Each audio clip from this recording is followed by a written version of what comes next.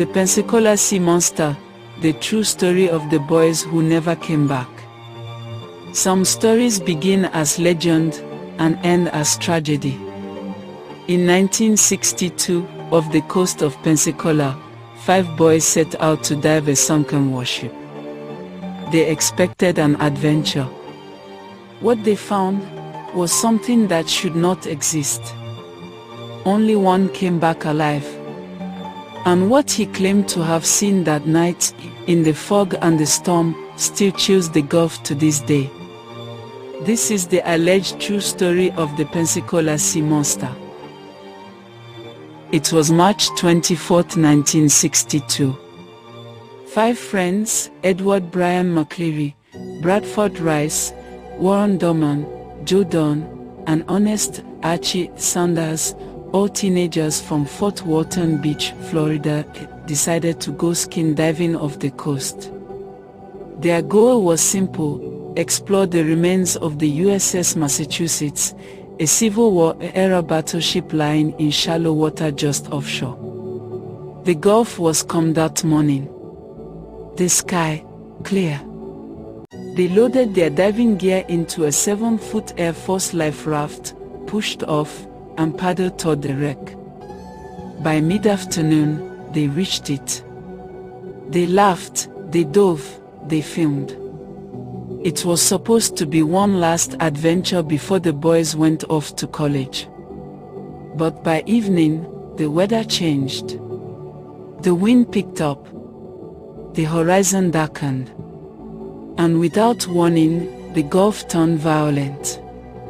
A storm had blown in from nowhere. Waves rose like walls, hammering their tiny raft. The boys tried to paddle back to shore, but they were caught in the rip current, the tide pulling them farther and farther out. As darkness fell, they could barely see the coastline. Lightning flashed, for a moment showing them how far they drifted. Then, suddenly, the lightning stopped. A thick, unnatural fog rolled in. Dense. Heavy. The kind that swallows sound. Brian later said it was the kind of fog that felt alive. The sea grew strangely warm. And then came the smell, a strong, sour stench of decay, like 1,000 dead fish rotting beneath the surface. Bradford joked weakly. Guess we found the monster's toilet. No one laughed. That's when Joe pointed out something sticking up through the fog. Something tall, thin, and black, like a telephone pole rising from the water. It swayed, then dipped below the surface. The boys thought maybe it was part of a wreck or a buoy. Until it came back up. Closer. This time, they heard a sound with it.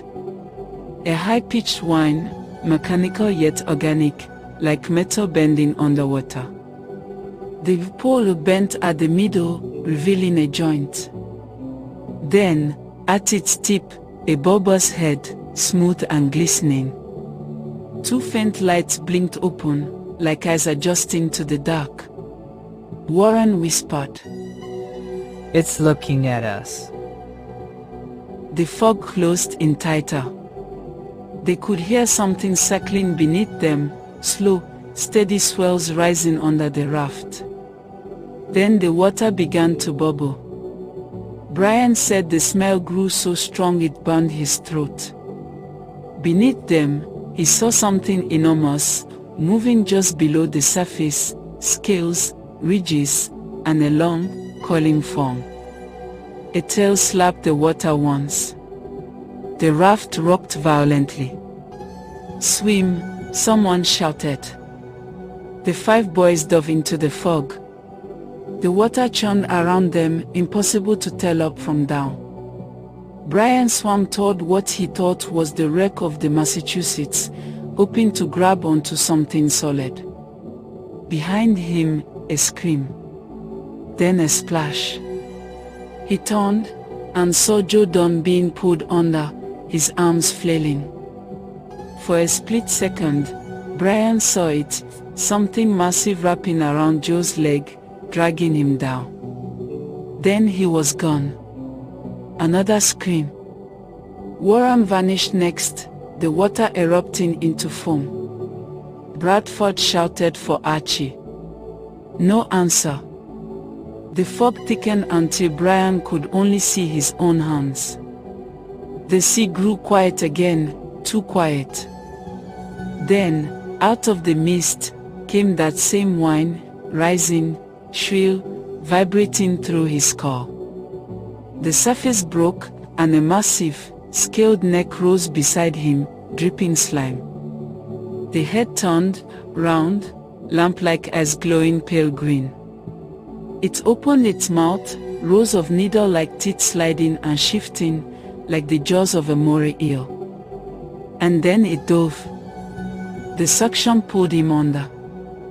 Brian doesn't remember how long he was underwater. He felt the current spin him, felt something brush his leg, a fin, maybe, or a tail.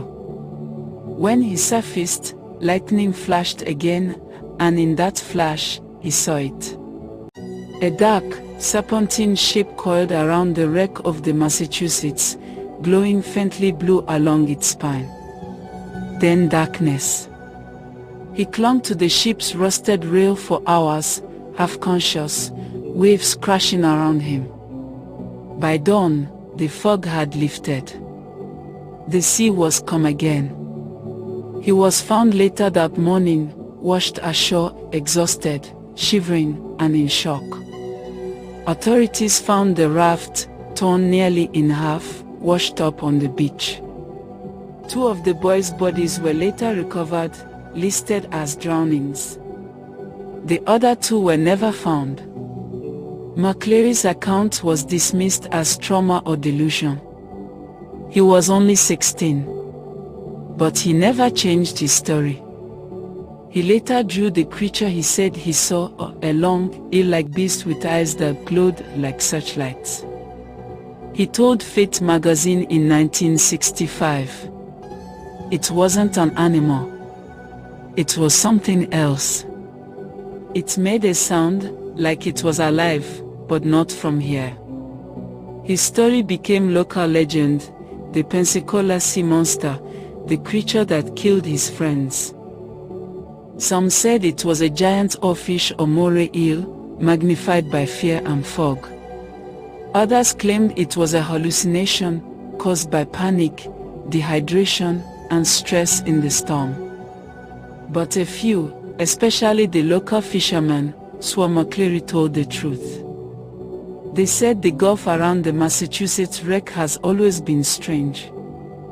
Divers have reported odd sonar readings, glowing lights, and an eerie humming sound beneath the waves.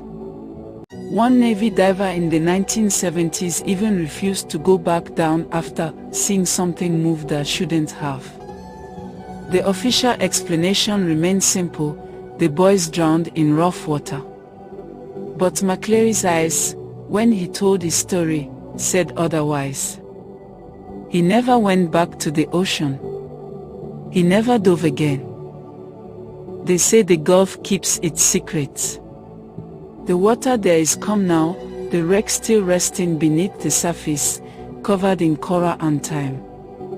But divers who visit the site today sometimes speak of strange shadows in the fog, and the feeling of being watched from below. Maybe it was just a storm. Maybe it was panic, exhaustion, and fog playing tricks on the mind. Or maybe something really was there that night. A creature from the deep, ancient, patient, waiting for the next boat to drift too far from shore. This has been Mysteries from the Orb. If you enjoyed this story, remember to like and subscribe, and keep your lights on when you look at the sea. Because some legends are true enough to kill.